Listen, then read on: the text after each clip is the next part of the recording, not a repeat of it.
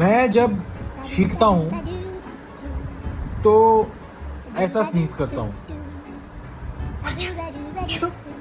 इतना क्यूट लगता है, ऐसा लग रहा है कि भाई एक क्यूट सी स्नीज आई है किसी को। और जब ये स्नीज करती है एकदम फूफा जी स्नीज करती है।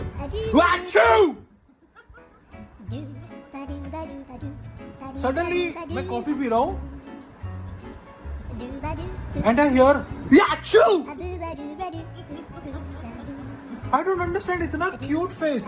ये देखो अंडा खा रही है, छुप छुप की शाहिद कपूर अंडा।